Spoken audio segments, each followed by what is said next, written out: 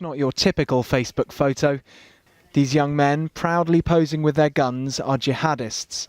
The ones on the left and the right are British, and they both died fighting for al-Qaeda in Syria. Some of these guys are just 18 years old, and here they are in the middle of one of the most brutal conflicts today. At this think tank, they've been tracking British fighters in Syria for the last year. They say all these photos posted on social media sites are of young British men.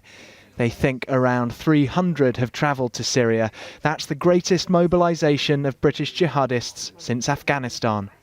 People who go are motivated by a sense of an ummah consciousness, that all Muslims around the world are united by their faith, that Muslims should respond to injustice, tyranny, oppression when another Muslim is suffering that. And so in the Syrian context, of course, that message resonates very loudly because we've seen what Assad has been doing to civilian populations. Very little is known about the men, but it's believed the one on the left is Mohammed al-Araj. He was apparently using the name Abu Khalid at the time he died. The 23-year-old grew up in Ladbroke Grove in West London.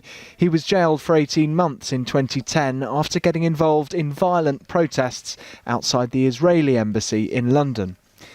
The second Brit killed in the attack is thought to have been known as Abu Hujama al-Britani.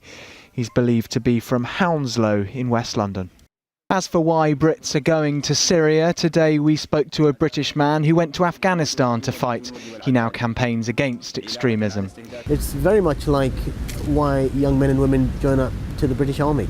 Same kind of thing. Travel, adventure, excitement, shoot guns. The government says it's doing what it can to discourage young Brits from joining Syria's war. But the fear is that when these new jihadists come home, they'll bring their extremist fight with them. Dominic Reynolds, 5 News.